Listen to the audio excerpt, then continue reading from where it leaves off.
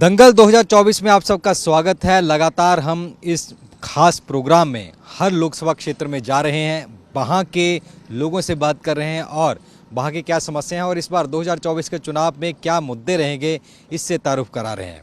आज हमारा काफिला पहुंचा है नई दिल्ली लोकसभा कॉन्स्टिट्यूंसी के राजेंद्र नगर इलाके में और यहाँ नई दिल्ली जो लोकसभा कॉन्स्टिट्यूंसी है, इसको कह सकते हैं एक मोस्ट अर्बनाइज्ड एक लोकसभा कॉन्स्टिट्यूंसी है। कई बड़ी मार्केट्स यहाँ पे है, सरोजनी मार्केट की बात कर लें या हम खान मार्केट की बात करें, सीपी की बात कर लें, हैपनिंग एरिया भी हैं और साथ ही में पुरानी लोकसभाओं में से एक लोकसभा है ये। जब डिलिमिटेशन हुई थी 2008 में, तब कुछ साउथ दिल्ली के पार्ट भी इसमें आए थे और उसके बाद और एरिया इसका बढ़ा था। मीनाक्षी लेखी यहाँ से मौजूदा सांसद हैं, 2 बार वो जीती थी, इस बार टिकट कट गया। और इसके अलावा अगर बात करें तो यहाँ से कई जो चीज़ें हैं वो काफ़ी देख सकते हैं कि अगर यहाँ की बात करें तो मुद्दे यहाँ पर अलग अलग रहे हैं। चाहे हम इंक्रोचमेंट की बात कर लें, पानी की समस्या की बात कर लें, अन्य मुद्दों की बात कर लें, सब चीज़ों पर बात करेंगे। पहले मेरा जो पैनल है मैं उनसे इंट्रोड्यूस करा दूं। मेरे साथ में रजत गर्ग हैं, ये बीजेपी से हैं, बीजेपी को रिप्रेजेंट करेंगे। साथ में अमित सांगवान जी हैं, आम आदमी पार्टी से हैं, आम आदमी पार्टी का पक्ष यहाँ पर रखेंगे। और उसके आगे आप देख सकते हैं ऋषि बागड़ी हैं, ये कांग्रेस से हैं और कांग्रेस का पक्ष यहाँ रखेंगे। सबसे पहले इस चर्चा की शुरुआत करते हैं। मैं बात करना चाहूँगा बीजेपी से, क्योंकि आप ही के मौजूदा सांसद थे और टिकट भी काट दिया आपने और अब जो दोनों हैं, दोनों ही वकीलों के बीच लड़ाई हो रही है। क्या चीज़ है, पहला कमेंट सबसे एक नॉर्मल लूँगा कि क्या चीज़ है जो लगता है कि इस बार दोबारा जनता आप ही को चुनेगी? देखिए, जो देश में माहौल है उसके ऊपर कुछ बात करने का मेरे को नहीं लगता कि किसी भी व्यक्ति को ये संदेह है कि मोदी जी प्रचंड बहुमत के साथ तीसरी बार देश के प्रधानमंत्री बनने जा रहे हैं। और जो विशुद्ध मुद्दा है, 10 साल का भ्रष्टाचार मुक्त शासन, एक बेहतरीन सरकार जिसने सर्वव्यापी विकास किया, और जिस प्रकार आप देख रहे हैं चाहे कोई भी राज्य हो, वो विकास के इस महाअभियान से अछूता नहीं रहा। अभी अभी मोदी जी ने सरकार के कई ऑफिसर्स की मीटिंग ली और कहा कि अभी तो तुम रिलैक्स्ड हो, 100 दिन तक का चुनावी समय है, पर उसके बाद ओथ लेने के बाद सेकंड डे से ही काम शुरू हो जाएगा। ये दर्शाता है कि प्रधानमंत्री जी को अपने देश पर पूर्ण विश्वास है, देश को प्रधानमंत्री जी पर पूर्ण विश्वास है। और नई दिल्ली ने तय कर रखा है, नई दिल्ली जैसे 2 बार बहन मीनाक्षी लेखी जी को जिताया, उसी प्रकार बांसुरी जी को प्रचंड बहुमत जी पर विश्वास क्यों नहीं आया, फिर बदल क्यों दे? देखिए, भारतीय जनता पार्टी के अंदर ये प्रकृति है, नेतृत्व लोगों को मौका देता है। मीनाक्षी जी ने 2 चुनाव लड़े, वो हमारी नेत्री हैं, वो अभी भी संगठन का काम देख रही हैं। अगर आप आज भी उनके सोशल मीडिया को देखेंगे, निरंतर मीनाक्षी लेखी भारतीय जनता पार्टी का मंत्रालय का कार्य देख रही हैं। आम आदमी पार्टी की बात चलते हैं। इस लोकसभा क्षेत्र में बात करें तो 10 विधानसभा है और 10 में 10 पे आम आदमी पार्टी है। ये कह रहे हैं कि विकास की बयार बही है और बहुत काम हुए हैं और यही दोबारा वोट में चेंज होगा। आपको क्या लगता है? देखिए, मैं तो सबसे पहले धन्यवाद करना चाहूँगा NH1 का कि जिन्होंने बहुत शानदार कार्यक्रम इस विधानसभा में किया, क्योंकि विधानसभा भी शानदार है। आपका कैमरामैन इसको दिखा सकते हैं। और बीजेपी के हमारे साथी ने कहा कि विकास किया। आप अपने कैमरे को लेकर एक बार पूछिए, एक बार राजेंद्र नगर विधानसभा में आप आए हैं, कि कितने लोग इस बात को जानते हैं कि आपके वर्तमान सांसद कौन है। हो सकता है 10 में से एक आधा बता दे कि मीनाक्षी लेखी हैं, तो उनमें से अगर एक बंदा भी ये बता दे कि जीतने के बाद हमने मीनाक्षी लेखी जी को यहाँ पर देखा है, अगर एक भी बता दे तो मैं इस डिबेट को छोड़कर जाने को तैयार हूँ। देखिए सर, सीट बदलने का कारण क्या रहा है, वो सीधा सीधा स्पष्ट ये रहा है कि मीनाक्षी लेखी जी यहाँ से नहीं जीत रही थी, क्योंकि जीतता वो है जो रात के 1 बजे भी लोगों के बीच में रहे। आप जिस विधानसभा में खड़े हैं उस विधानसभा विधायक हैं दुर्गेश पाठक जी। आप सर्कल शाम का मीडिया उठा के देखिए कि भारतीय जनता पार्टी एक सहयोगी पार्टी है, ईडी, उन्होंने उनको, ईडी ने दफ्तर में बुलाया, समन दिया और 4 घंटे 4.5 घंटे उनसे पूछताछ हुई। वो 2 बजे गए, 6:30 बजे आ गए थे। सर, उनका सोशल मीडिया आप उठा के देख लीजिए, लाइव हैं वो। 7 बजे वो नारायणा में आराम से डलवा रहे थे।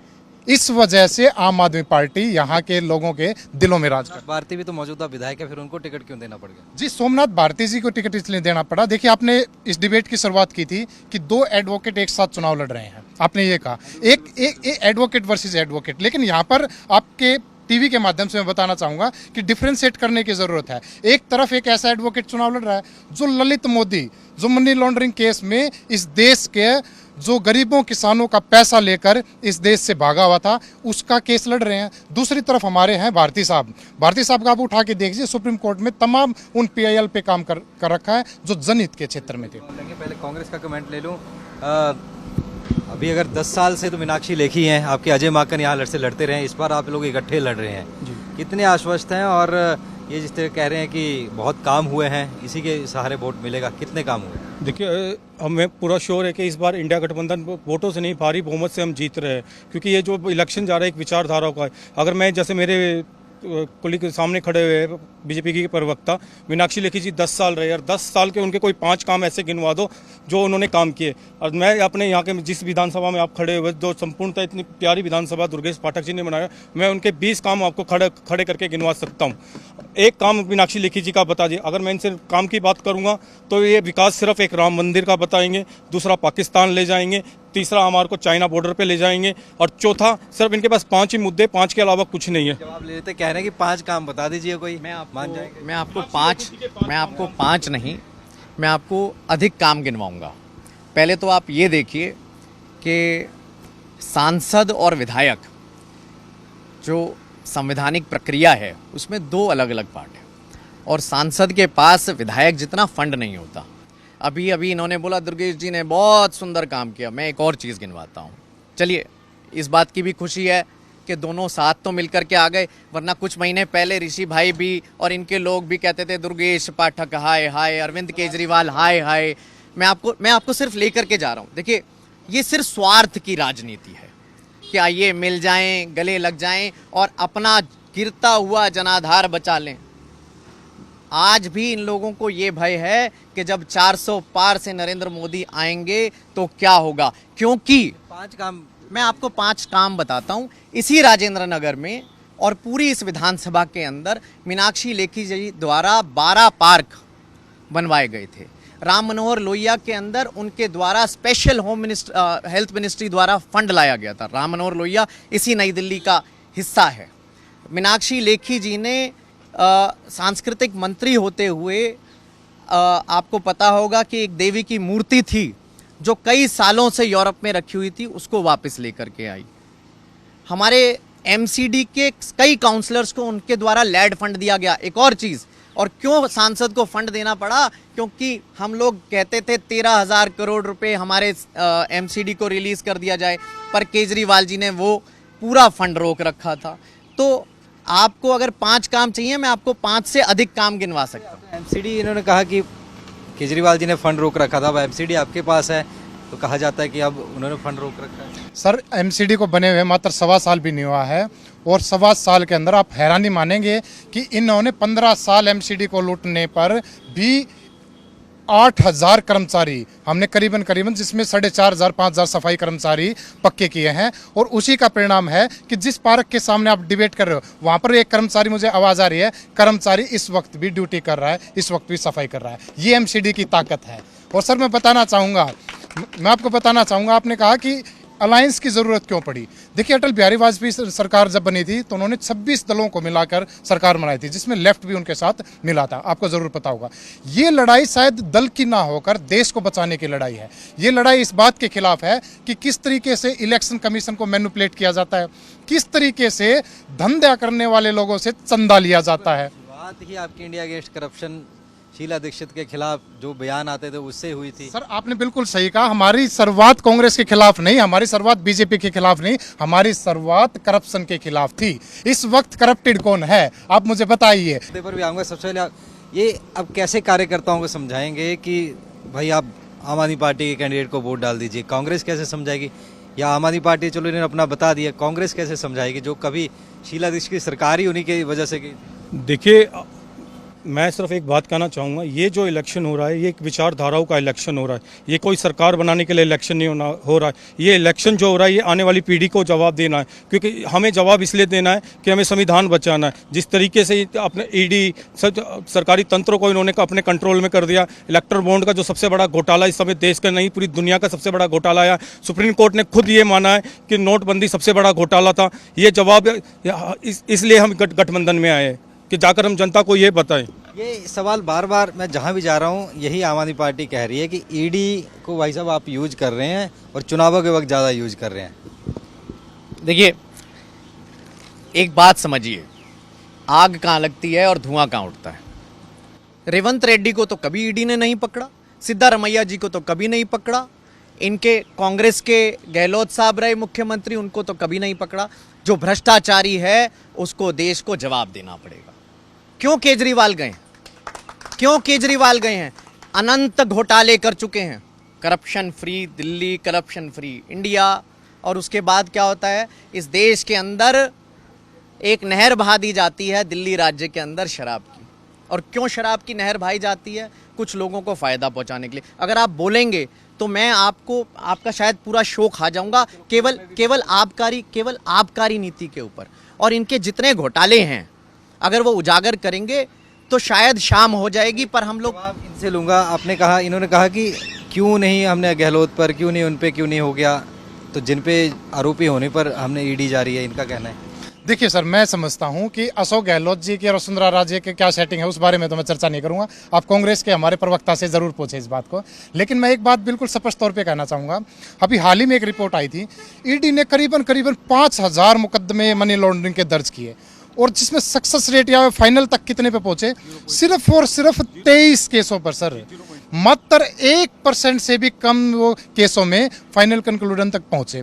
तो मैं समझता हूं कि आज वर्तमान परिस्थिति में सीबीआई का, ईडी का एक इंडिपेंडेंट इन्वेस्टिगेशन एजेंसी के रूप में काम ना करवाकर भारतीय जनता पार्टी, माननीय अमित शाह जी, माननीय नरेंद्र मोदी जी, उनकी सहयोगी पार्टी बनाकर आज काम कराने का काम कर रहे हैं।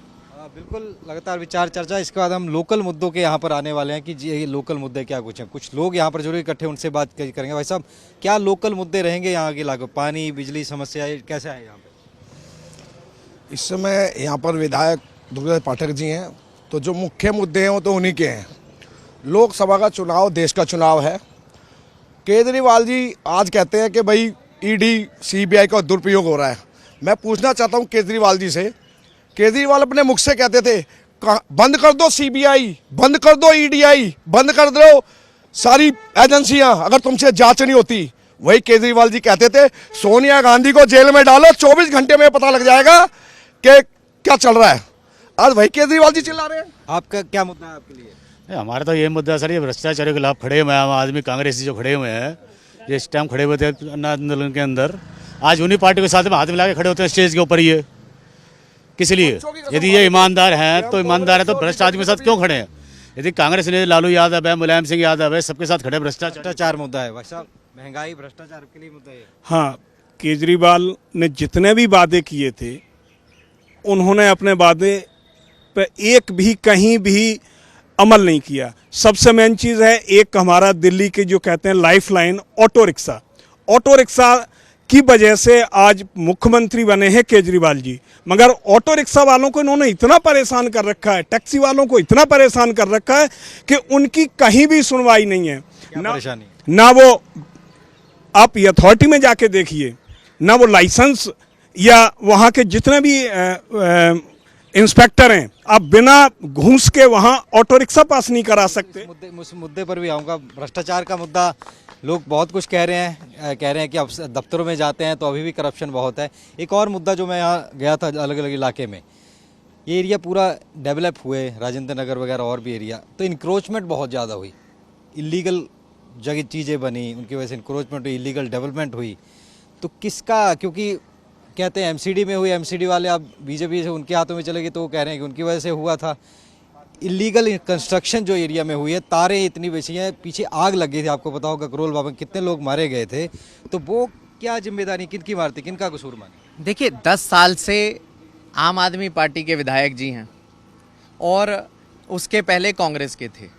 अगर आप देखेंगे, अगर आप लोग गूगल से कुछ हेल्प लेकर के एनक्रोचमेंट का देख लें तो आपको पता चल जाएगा कि किस प्रकार झुग्गी झोपड़ियाँ बसवाई गईं।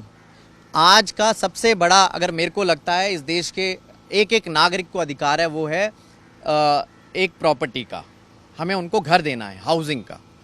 इन लोगों ने झुग्गी झोपड़ी को केवल वोट बैंक की तरह इस्तेमाल किया और आज भी उनको बसवाया तो सही, पर कोई सुविधाएं नहीं दी। यहाँ से सिर्फ 2 किलोमीटर दूर गैस गोदाम और बिहारी कॉलोनी नाम की 2 झुग्गियाँ हैं। आप वहाँ पर जाइए, कैमरे को लेकर के जाइए, आपको पता चलेगा 5 नल के कनेक्शन है टोटल। वो लोग रोज़ पानी के लिए लड़ते हैं, वहाँ लड़ाइयाँ हो जाती हैं, मार काट हो जाती है। तो ये विकास और ये झुग्गियाँ जो एनक्रोचमेंट आप कह रहे हैं, ये सब हमारे दोनों साथियों की देन है, जिन्होंने वोट बैंक की तरह झुग्गी झोपड़ियों को यूज करा है। झुग्गी झोंपड़ी वोट बैंक की तरह यूज की गई। देखिए सर, इनके लिए झुग्गी झोपड़ी मुद्दा नहीं है, शायद कांग्रेस के लिए, आम आदमी पार्टी के लिए झुग्गी झोपड़ी में रहने वाले लोग मुद्दा हैं, क्योंकि इनकी सोच है लुटेरे लोगों की। देखिए समझिए, हमारे जितने भी वरिष्ठ जितने भी हमारे वरिष्ठ, चाहे आप सरदार भगत सिंह जी को उठा लीजिए, चाहे महात्मा गांधी जी को उठा लीजिए, सर छोटूराम जी को उठा लीजिए, डॉक्टर भीमराव अम्बेडकर को उठा लीजिए, वो कहते थे कि सोसाइटी में कास्ट या रिलीजियस डिफ्रेंसिएशन नहीं है। वो कहते थे कि 2 ही कम्युनिटियां हैं, 2 ही धर्म है, एक है कमेरा और एक है लुटेरा। वो कहते थे कि 90% वे लोग हैं जो कमेरे हैं, जो दिहाड़ी मजदूरी करके अपना जीवन यापन करते हैं, वो 10% वे बड़े बड़े पूंजीपति जो उनका शोषण करते हैं। सर ने कहा कि झुग्गी झोपड़ियों वाले, सर हमारे लिए झुग्गी झोपड़ियों वाला मुद्दा रहेगा, और हम उनके लिए हम उनको विकास भी देंगे, उनको मुफ्त नल के लगे हैं पूरी बस्ती। सर आप एक बार जाके देखिए, आप रिपोर्टिंग कीजिए, उनको मुफ्त बिजली मिल रही है, उनको मुफ्त पानी मिल रहा है, जिनकी वजह से दिल्ली में 3 बार सरकार बनाई है। एक नए पॉलिटिकल स्टार्टअप ने 3 बार सरकार बनाई है।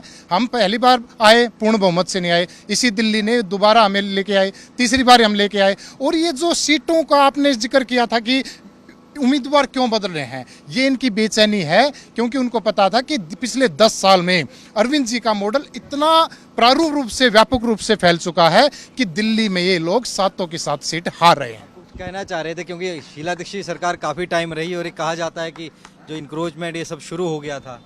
देखिए, इंक्रोचमेंट कोई दिल्ली में पहली बार नहीं हुआ, इंक्रोचमेंट पहले भी था और अब भी था। इंक्रोचमेंट करने के बाद भी शीला दीक्षित जी की सरकार थी जिन्होंने बोला था जहाँ झुग्गी वहीं मकान बनाएंगे, और ये हमने करके भी दिखाया, और उसी परंपरा को आगे आम आदमी पार्टी ने बनाया। जिस मेरे जो काबिल जो प्रवक्ता भी खड़े हुए हैं यहाँ पे बीजेपी के, ये झुग्गी झोपड़ी वालों को वोट बैंक मानते हैं, बट हम उन 90% लोग नहीं, हम लोग उनको 90% नहीं मानते। आज उनको अच्छी सुविधा, पानी, बिजली, उनको अच्छी शिक्षा, आज शिक्षा के अगर देखे जाए, आज भी जो दिल्ली के जो टॉपर जो जा रहे हैं वो झुग्गी झोपड़ियों से निकलते हुए बच्चे। और इनसे ज़रा पूछो 5 गाँव, मैंने अभी पूछा तो शुरू में भी पूछा था 5 गाँव। और मीनाक्षी लेखी जी का टिकट इसलिए कटा क्योंकि जो उन्होंने गाँव गोद लिए थे, सर ये हमारे प्रवक्ता अच्छे उनके काफ़ी करीब रहे मीनाक्षी लेखी जी के। जो मीनाक्षी लेखी जी ने जो गांव गोद लिए थे कि इन्होंने बड़ा पूरे देश में बड़ा अच्छा चलाया था, एक सांसद, एक गांव, एक पार्क, एक वो, जितने इन्होंने गांव गोद लिए, जितने इन्होंने पार्क नाम लिए, अब इन्होंने पार्क का नाम लिया था कि पार्क उन्होंने बहुत सुंदर पार्क बनाए। ना तो किसी बाबा साहब के नाम, डॉक्टर भीमराव अम्बेडकर जी के नाम पे इन्होंने पार्कों के नाम रखे, ना भगत सिंह जी के नाम पे रखे, ना किसी फ्रीडम फाइटर के नाम पे रखे। फ्रीडम फाइटरों के इस पर नाम नहीं रखेंगे, इनका ये कहना है। ये जवाब बताइए, सुनिए। ये ना एक टिपिकल कांग्रेस लाइन है कि आपने ये नहीं करा जी, आपने वो नहीं करा। ये बताओ कि कारवा लुटा क्यों? ठीक है ना जी, बोलिए, सब सहमत हो? कारवा लुटा क्यों? आज आपकी जो दयनीय स्थिति है वो क्यों है? क्योंकि जनता विश्वास नहीं करती है। 3 बार आपने यहाँ पर विधानसभा में सरकार बनाई और आज आपका अस्तित्व ज़ीरो है, और उस अस्तित्व को बचाने के लिए आपने आम आदमी पार्टी से हाथ मिला लिया, क्योंकि उनका भी अस्तित्व ज़ीरो होने जा रहा है। देखिए, ये जो पूरा का पूरा 2 मिनट पूरा, अरे रुकिए ऋषि भाई, रुकिए, सुनिए, आप लोग इतना समझिए कि ये जो घोटालेबाजी का जो गठबंधन है ना, ये हनीमून है और बहुत जल्दी डिवोर्स हो जाएगा। ये केवल इसलिए है कि शायद मिल जाए, कोई एक आध सीट निकल जाए। 7 सीटों पर सुनिए, अभी रुक जाइए। 7 सीटों पर भारतीय जनता पार्टी के कैंडिडेट प्रचंड बहुमत से आ रहे हैं, और इसका सुनिए, अरे भैया आप भागो मत। सुन रहा हूँ, एक आपने जो कहा था, ये कह रहे हैं डाइवोर्स हो जाएगा बड़ी जल्दी। देखिए, कह रहे डाइवोर्स हो जाएगा, ये बहुत जल्दी। अच्छा, पंजाब में तो शादी हुई नहीं, दिल्ली में शादी हो गई, पंजाब में हुई नहीं। ये सिर्फ एक मैरिज ऑफ कन्वीनियंस है, डिवोर्स होएगा। अजय माकन जी की वजह से तो आज इनके सिसोदिया जी, 2 मिनट रुके, अजय माकन जी की वजह से सिसोदिया जी अंदर है। आप चेक करिए, 2023 में अजय माकन जी ने सारी मशीनरी को एक लेटर लिखा कि अरे सुनिए भाई साहब, सुनिए, पहले सुनिए। 2023 में अजय माकन जी ने एक लेटर लिखा कि हमारा मानना है कि आम आदमी पार्टी लिप्त है। ये पूरा घोटाला किसने निकाला? आबकारी नीति का अजय माकन जी ने निकाला। और उसके बाद अब आप जवाब दीजिए, आप जवाब दे रहे थे अजय माकन जी। देखिए, अगर अजय माकन जी ने अगर घोटाला उजागर किया तो घोटाले की एक जांच होनी चाहिए थी, निरपेक्ष जांच अजय माकन जी ने की थी। जांच ये नहीं करी थी कि अब निर्दोष किसी को भी बंद कर दिया जाए। नोटिस होता, नोटिस होने के बाद मुकदमा होता, मुकदमे होने के बाद चार्जशीट होती, ना तो इन्होंने चार्जशीट उसकी दाखिल करी है। मैं ये पूछना चाहता हूँ, चलो ठीक है, अगर हमने आरोप लगाया है, आपके पास ईडी है, आपके पास इंक्वायरी है, मुख्यमंत्री जो केजरीवाल जी है उनके ऊपर ये तो बताया जाए कि उस घोटाले में उनके ऊपर आरोप क्या है। ये आरोप नहीं बता पा रहे उसके ऊपर। अगर मैंने चोरी की है तो मैंने 500 या 1000 या कोई सबूत है उनके पास। आज संजय सिंह को बेल क्यों मिल गई है? संजय सिंह जी को भी तो इन्होंने इसी घोटाले में बंद किया है। संजय सिंह को सुप्रीम कोर्ट ने बेल दी है। क्यों? क्योंकि उनके पास सबूत नहीं थे। इनसे पूछो सर, इनसे काम की बात पूछो। मैं ये 10 साल से सर, एक मैं थोड़ा सा 2 मिनट और वापस लेना चाहूंगा। हमारी जो सांसद मोदी जी थी, मैं इनसे पूछ रहा हूँ 5 काम आप बताइए। ये मुझे ले जा रहे केजरीवाल जी के मुद्दे पर। ये मुद्दा सर, इलेक्शन होते हैं, मुद्दों के आधार पर होते हैं। इलेक्शन होते हैं, विकास के नाम पे होते हैं। इलेक्शन होते हैं, आपकी 10 साल की सांसद ने आपके काम क्या किया। इलेक्शन होता है, आपकी जवाबदेही आपकी। आप बताइए कि आपने सवाल पूछ रहे हैं, पांच जवाब पूछे जा रहे हैं इनसे। देखिए सर, जैसे आपने ईडी का जिक्र किया, मेरे बड़े भाई ने, आपने अरविंद केजरीवाल का जिक्र किया। ईडी ने 162 गवाह बुलाए इस पूरे केस में, और सीबीआई ने 294 गवाह बुलाए। टोटल मिला के 456 गवाह इन दोनों एजेंसीज ने बुलाए। अब तक सिर्फ 4 लोगों ने, टोटल दोनों इन्वेस्टिगेशन एजेंसीज की 50,000 पन्नों की चार्जशीट में सिर्फ 4 लोगों ने, रेड्डी ग्रुप ने अब तक अरविंद केजरीवाल जी का नाम लिया है। मैं सिलसिलेवार वाइज आपको बताना चाहूंगा। कोर्ट में मामला चल रहा है, आज भी हाई कोर्ट में यही कहा, हाई कोर्ट ने यही टिप्पणी। सर मैं आपको 1 मिनट में इस केस का दूध, पानी का पानी अरविंद जी के प्रोस्पेक्टिव में बता दूंगा मैं आपको। और सिर्फ मैं ही नहीं, आप एक 10वीं क्लास के बच्चे को अगर आप ये केस दे दोगे, वो इसको रिजोल्व कर देगा। जरूरत ही नहीं हाई कोर्ट और सुप्रीम कोर्ट की। सर भगवंत रेड्डी, मंगुटा रेड्डी और राघवन रेड्डी, मंगुटा रेड्डी और राघवन रेड्डी ने उन्होंने 10 नवंबर 2022 को सबसे पहले ईडी से पूछा कि जी आप अरविंद केजरीवाल जी से क्यों मिले थे। उन्होंने कहा था जी हमें हमारे एनजीओ के चैरिटेबल ट्रस्ट के लिए हमें जमीन चाहिए थी। उन्होंने 2 बार पूछा, उन्होंने कहा जी ऐसी कोई भी बात नहीं। उन्होंने 3 बार पूछा, नहीं। 4थी बार पूछा, 5वीं बार पूछा, 6ठी बार पूछा, जी नहीं। तो क्या किया ईडी ने? उनके बेटे को उठाकर जेल में डाल दिया। जेल में भी 5 महीने वो रहे। 5 महीने रहने के बाद जब उनको ये कहा कि या तो आप नाम ले लीजिए, सरकारी गवाह बन जाइए, या पूरी उम्र जेल में रहिए, तो बेचारा क्या आदमी करे। उन्होंने अगली बार नाम ले दिया। उन्होंने बात आपकी बात संजय। उसके बाद शरद रेड्डी का भी नाम ले रहे हैं। शरद रेड्डी, वो शरद रेड्डी जिसकी अरविंदो फार्मा कंपनी ने। मैं अब जनता के पास जाना चाहूंगा। हाँ जी भाई साहब, आप कुछ कहना चाहते थे जो डिबेट देख रहे हैं? देखो, हम लोग तो है कॉमन मैन, हम लोग को तो हम चाहते हैं कि करप्शन हटे और काम हो। इन्होंने शायद बिहारी कॉलोनी गैस गोडाउन का नाम ले रहे थे, झुग्गी झोपड़ी का, तो वहाँ तो जो मुझे सुनने में आया काम चल रहा है, वो तो दिल्ली सरकार ही कर रहे हैं ना काम। और फिर बात आती है करप्शन। अभी एक इंडियन एक्सप्रेस का रिपोर्ट भी आया था जिसमें बताया गया कि मतलब उनका इंडिपेंडेंट इन्वेस्टिगेशन था, तो जिनको भी ये जांच करता तो वापस रोकना चाहूंगा। एक ब्रेक का वक्त हुआ। ब्रेक के बाद मैं जनता से ही शुरू करूंगा और जनता के बीच ही जाऊंगा और बताऊंगा कि क्या क्या जनता चाहती है। ब्रेक के बाद आप सबका स्वागत है। दंगल 2024 में लगातार हम विचार चर्चा कर रहे हैं। कुछ लोग बिल्कुल यहाँ पे जुड़े हैं, राजेंद्र नगर की जनता हमारे यहाँ जुड़ी हुई है, उनसे बातचीत करेंगे। हाँ जी भाई साहब, डिबेट सुन रहे थे आप भी, क्या मुद्दे हैं? देखो, मुद्दे जो है, भगवान राम अपनी जगह है, वो हमारे आस्था है, लेकिन एक आम व्यक्ति को क्या चाहिए? काउंसलर है, एमएलए है, ऐसे सांसद है। पिछले 10 सालों में भाजपा के 7 सांसद दिल्ली वालों ने जितवाए। दिल्ली के विकास के लिए क्या किया इन्होंने? हमारे क्षेत्र के लिए क्या किया? ये इसके ऊपर डिबेट होनी चाहिए। सांसद ने कुछ किया? भाई साहब, एक काम बता दे भाजपा के लोग, मैं अभी चला जाऊँ। 5 गिनवा रहे हैं। कौन से 5 गिनवा रहे हैं? एक बता दो ना, 5 गिनवाने की जरूरत ही नहीं है, एक बता दो। एक काम बता दो भाई साहब। 5 की जरूरत ही नहीं, एक काम बता दें, मैं अभी चला जाऊंगा यहाँ से। काम हुए भाई साहब? भाई साहब, मेरे को तो नहीं दिख रहा यहाँ पे कोई काम हुआ। मतलब सांसद का, विधायक के 100 काम मैं अभी गिनवा दूंगा। विधायक दुर्गेश पाठक के, यहाँ के विधायक दुर्गेश पाठक के 100 काम में गिनवा दूंगा, अगर आप सुनने को तैयार हो तो। और लोग भी हैं, इनसे पूछते हैं, ये कह रहे हैं काम गिना दीजिए, 5 विधायक के 100 आ जाएंगे। सर विधायक का काम तो इतना सा है, इतना सा क्षेत्र है विधायक के पास। और जो सांसद जी है उसके पास इतना है, 10 विधानसभा आती है, 10 विधानसभा के अंदर हर जगह देखेंगे वो एक छोटे से काम में विधानसभा के अंदर आप कॉलोनी में चले देखो, बाहर देखो, राजनगर के पार्क देखो, सारे काम किया क्या है? काम क्या किया है? काम किया क्या है? काम क्या किया भाई साहब? सांसद फंड भी होता है, सांसद का काम होता है है। फंड देना विधायकों का, लेकिन विधायकों ने कोई काम नहीं किया। भाई साहब अज्ञानता है, वजह से कुछ ये काम नहीं हुआ। अज्ञानता है आपकी। कोई कहीं आपको बेसिक देश चलाते हैं, आपको बेसिक वो देश चलाते हैं। सांसद ने काम क्या किया? सांसद ने काम क्या किया है? क्षेत्र में कितने हॉस्पिटल बनाए, कितने स्कूल बनाए, कितने हॉस्पिटल बनाए, कितने स्कूल बनाए, कितने स्कूल बनाए, कितने अरे भाई हॉस्पिटल साहब बनाए, अभी ये कहो नहीं तो अभी बताओगे मैं आप। इतना शानदार मोहल्ला क्लिनिक की फोटो दिखाऊंगा, आप सुबह चलोगे दवा लेने, कोई दिक्कत होगी? दबेगी मारियो पूरी मार्ट के अंदर भाई साहब आपको इतना भाजपा के शानदार मोहल्ला लोग क्लिनिक इलाज करवाने यहाँ आते दिखा हैं। देंगे देव प्रकाश शास्त्री मार्ग पे। कुछ करना चाह रहे थे ब्रेक से पहले बात। काम की बात कर रहा था, सिंपल सी बात है, काम की बात कर रहे हैं। वो लाइट है, कौन लगवा रहे हैं? एमएलए लाइट से ही तो लग रहा है, फिर तो पता ही है। जनता जो है जिसे देख रहे हैं,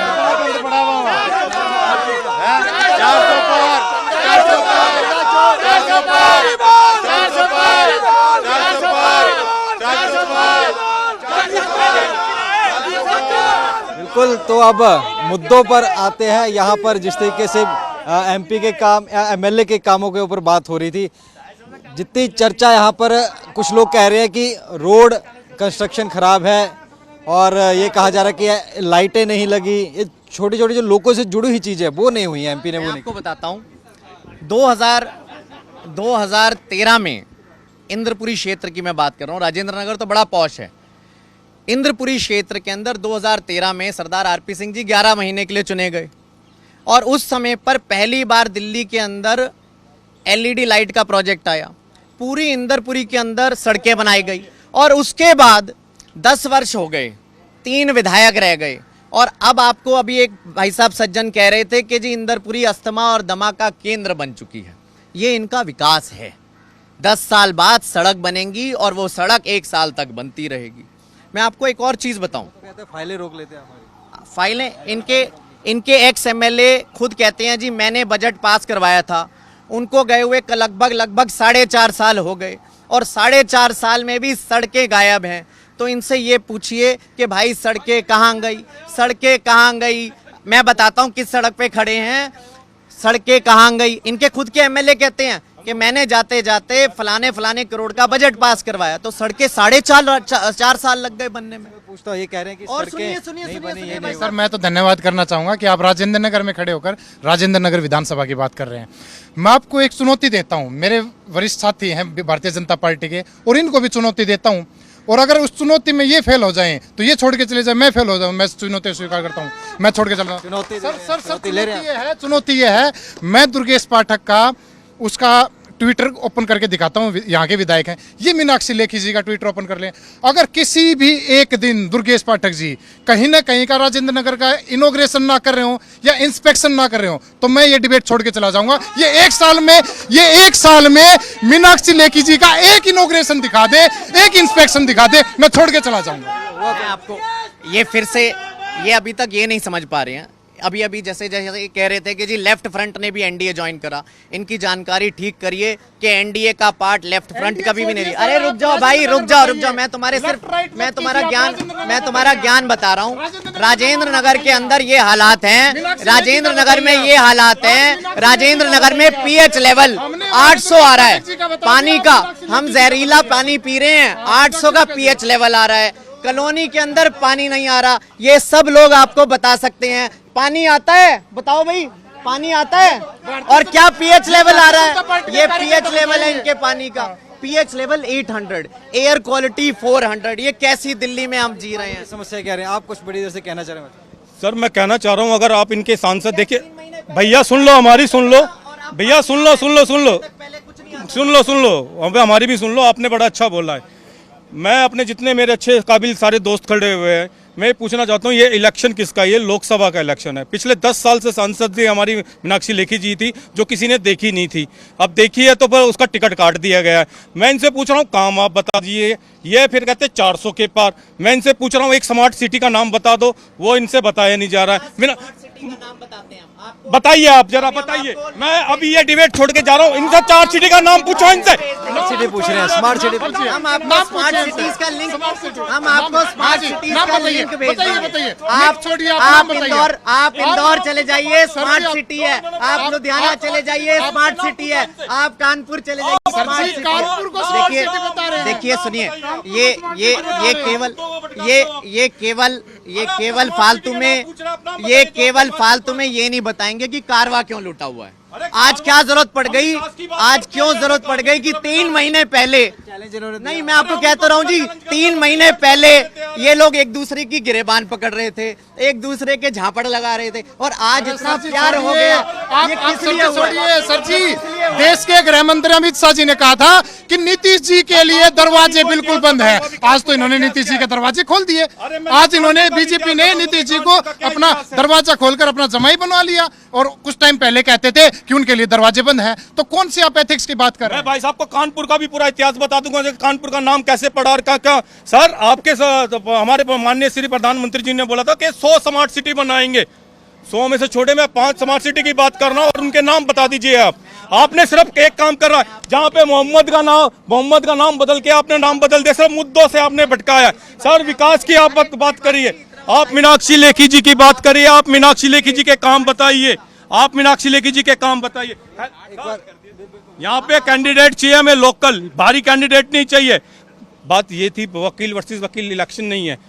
आम आदमी, हमारे गठबंधन में टिकट गई, ये आम आदमी पार्टी ने डिसाइड करा है कि भाई कौन उस सीट पर लड़ सकता है, किसकी पॉपुलेशन ज्यादा है, तो किसका चेहरा ज्यादा है। कहा कि वकीलों की जरूरत है, क्योंकि पिछले 10 साल से law and order Delhi police गृह मंत्रालय के तहत आता है, और जो बुरी हालत हो चुकी है। और इसके अलावा मैं बताना चाहूंगा, नई दिल्ली को एक ऐसे वकील की जरूरत है जो जनहित याचिकाओं के माध्यम से परिवर्तन कर सके, ना कि एक ऐसे वकील की जरूरत जो ललित मोदी को भगाने का काम करे। बिल्कुल, इस पे लॉ एंड ऑर्डर की बात इन्होंने। दिल्ली में लॉ एंड ऑर्डर तो एक बहुत बड़ी समस्या है। मैं बताता हूं क्यों। क्योंकि एक मंत्री होते थे दिल्ली सरकार के, जिनका नाम था संदीप कुमार, और जो कहते थे राशन कार्ड बनवाओ, और उन लोग महिलाओं का उत्पीड़न करते थे। स्वयं सोमनाथ, अरे रुक जाओ भैया, रुक जाओ। सोमनाथ भारती हवालात गए, क्यों? क्योंकि अपनी बीवी के साथ उत्पीड़न करते थे। आप शरद चौहान, आपके क्राइम की बात कर रहे हैं, शरद चौहान आपके विधायक थे, और जिसने एक औरत को आत्महत्या करने पर मजबूर कर दिया। प्रकाश जारवाल आपके विधायक थे, जिनको एक लड़की की छेड़छाड़ और उनके साथ कुकर्म करने के ऊपर अंदर किया गया। एक दिनेश मोहनी, आपके मोहनी, तो ठीक है, आपका एक चिट्ठा निकाला, लेकिन बाकी जो क्राइम है वो तो सबके सामने है। जो हाँ, तो ये सब क्राइम दिल्ली पुलिस सेंटर के हाथ में है। एक इनके विधायक है अमानतुल्लाह खान, जो जेल में जा रहे हैं, जिन्होंने दंगे भड़काए। एक ताहिर हुसैन है, जिसने दिल्ली के अंदर पूरे हथियार कह रहे हैं। इन्होंने नाम लिया संदीप कुमार का। देश में शायद पहला ही ऐसा एग्जाम्पल होगा कि किसी के अगेंस्ट, जिसके अगेंस्ट क्राइम था, तो अगले दिन माननीय अरविंद केजरीवाल जी ने उनको इस्तीफा लिया और उनको पार्टी से निकाला। लेकिन इनकी पार्टी में भाई साहब बृजभूषण है, जिन्होंने देश का गौरव, हमारी बेटियां, जिन्होंने ओलंपिक में तिरंगा फहराया, उनके साथ शोषण किया। लेकिन इनकी हिम्मत नहीं हुई, इनकी हिम्मत नहीं हुई। ये सर, इनकी हिम्मत नहीं हुई।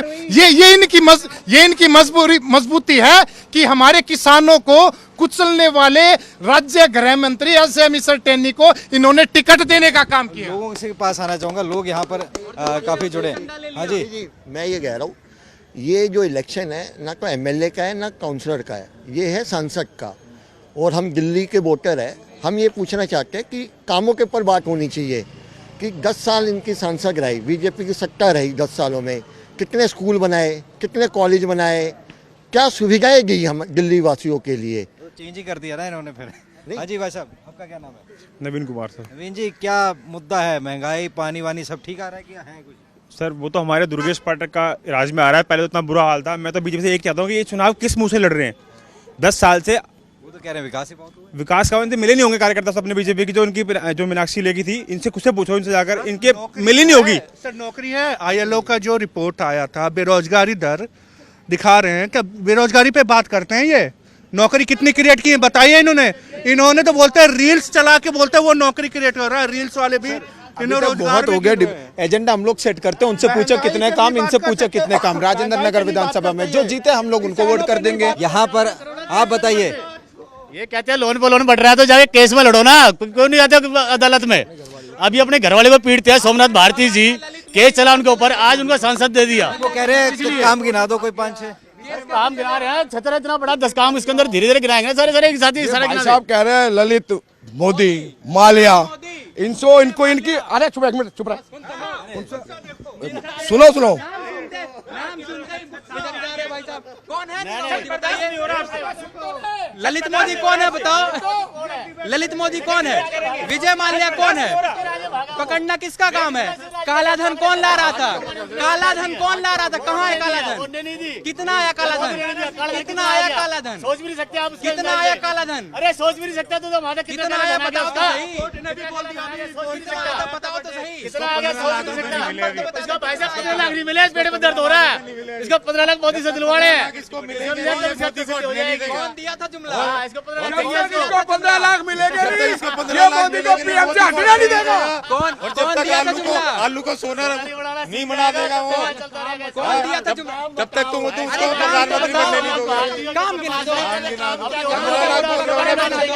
लाख बोल रहे हो ना, तुम्हें मिले नहीं वो 15 लाख रुपए। काम गिना दो। जब तक मोदी हटेगा नहीं तब तक तुम्हें 15 लाख नहीं मिलेंगे। स्वराज जितनी यही छतरी की रहने वाली बेटी है हमारे वो, और उसके लिए सब कुछ लड़ रहे हैं लोग आज की तारीख में।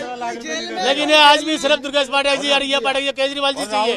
केजरीवाल जी अंदर बैठे हुए हैं, उसका पूरा समर्थन है इनको कि वो कोई भ्रष्टाचार नहीं करते। बिल्कुल, क्योंकि जनता की बात हमने सुनी।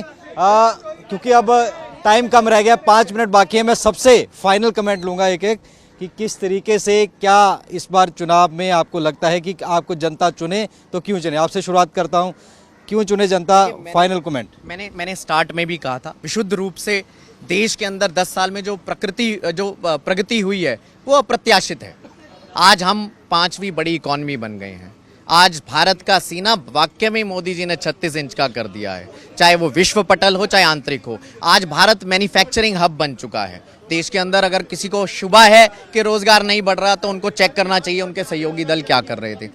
विशुद्ध रूप से ये चुनाव केवल और केवल विकास का है, सुशासन का है और भ्रष्टाचार मुक्त प्रगति का है। 400 पार नारा होगा। 400 पार से भी अधिक जाएगा। आप देखिएगा, आपको 4 जून को हम मिठाई खिलाएंगे।